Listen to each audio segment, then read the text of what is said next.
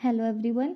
हमने अपनी one of the previous videos में हमने डिस्कस किया था टाइप्स ऑफ अकाउंट्स, जिसमें हमने अपनी जो आइटम्स होते हैं उनको क्लासिफाई किया था बेसिस ऑन देयर नेचर। यहाँ पर हम एक बार उनको फिर से स्टडी करें विद एग्जांपल्स, ताकि इसकी जो क्लैरिटी हमें और हो जाए।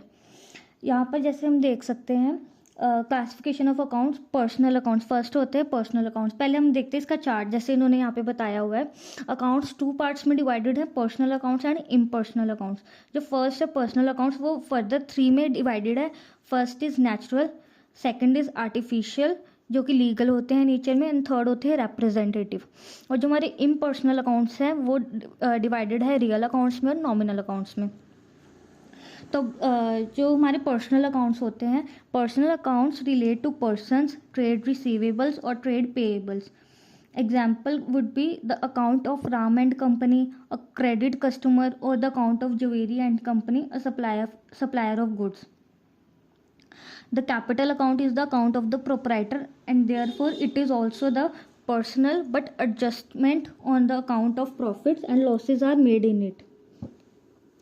कि जो हमारे पर्सनल अकाउंट्स होते हैं वो बेसिकली प्रेजेंट करते हैं पर्सन्स को।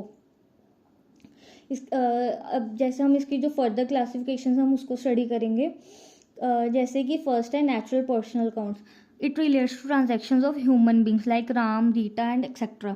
इसका मतलब ये जो फर्स्ट है नेचुरल पर्सन अकाउंट्स, जो ह्यूमन बींग्स है, ये जो अकाउंट है ये उनको कंसीडर करता है। जैसे एग्जांपल दिया हुआ है राम, रीता कि जैसे अब हो सकता है हमारे कोई सप्लायर उसका नाम राम है, तो वो हमारा आ जाएगा नेचुरल पर्सनल अकाउंट में। कोई हमारा कस्टमर है उसका नाम है गीता, वो भी आ जाएगा हमारा नेचुरल पर्सनल अकाउंट्स में।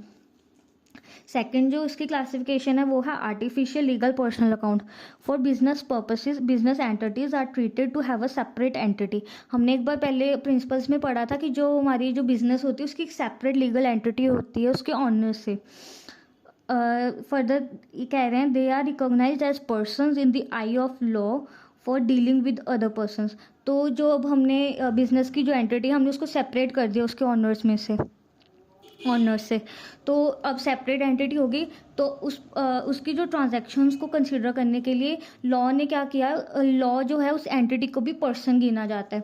अब हम जो इंग्लिश में पढ़ते हैं पर्सन का हम यहाँ पे लिटरल मीनिंग नहीं लेते अकाउंटिंग लैंग्वेज में।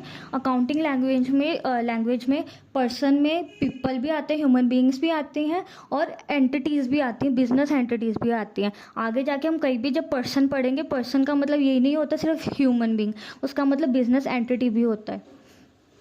तो इसलिए यहाँ पे लिखा है they are recognised as persons in the eye of law for dealing with other persons. कि दूसरे पर्सन्स के साथ बिजनेस टू बिजनेस डील करने के लिए जो लॉ है वो एक बिजनेस एंटिटी को भी पर्सन कंसीडर करते हैं। For example government, companies, private या लिमिटेड कंपनीज हो सकती हैं, क्लब्स हो गई या कोऑपरेटिव सोसाइटीज हो गई। Next one is representative personal accounts. These are not in the name of any person or organization but are represented as personal accounts.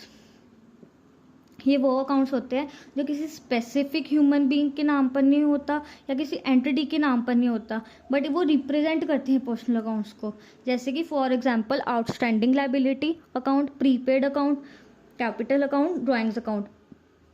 अब ये अकाउंट्स कैसे पर्सनल अकाउंट्स को रिप्रेजेंट कर रहे हैं, जैसे अब हमारी है आउटस्टैंडिंग लायबिलिटी। अब जो हमारी आउटस्टैंडिंग लायबिलिटी है वो जैसे सपोज कर लो अब हमने किसी से उधार ली है, ठीक है।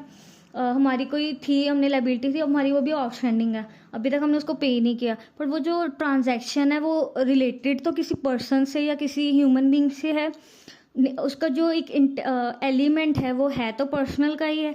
हम उसको क्लासीफाई नहीं कर सकते किसी ह्यूमन बीइंग या एंटिटी के साथ। बट हमने जब अपनी बुक्स प्रिपेयर करनी होती है, अकाउंटिंग करनी होती है, हमें डिफरेंट आइटम्स के अकाउंट बनाने होते हैं, तो हम उनको एग्जैक्ट किसी अकाउंट में क्लासीफाई नहीं कर सकते या कि हम उसको कह दें कि वो ह्यूमन बीइंग के नाम पर होगा या किसी एंटिटी के नाम पर होगा।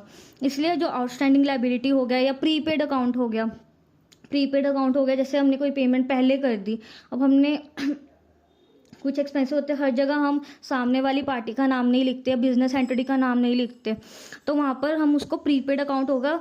ये रिप्रेजेंटेटिव पर्सनल अकाउंट्स होते हैं क्योंकि जो ये हमारी ट्रांजैक्शंस है वो रिलेटेड तो हमसे ही हैं, ह्यूमन बीइंग से रिलेटेड है, बिजनेस से रिलेटेड है, इसलिए इसमें भी हमारे पर्सनल अकाउंट्स को रिप्रेजेंट किया जाता है। कैपिटल अकाउंट हो गया, कैपिटल अकाउंट ऑनर का होता है। ड्राइंग्स अकाउंट भी ऑनर से रिलेटेड होता है, क्योंकि जब वो बिजनेस से विड्रॉ करता है पैसा, किया तो ऑनर ने ही है, रिलेटेड तो उससे ही है, इसलिए ये भी पर्सनल अकाउंट्स के अंदर कैटेगरी में आता है। That's all about the personal accounts.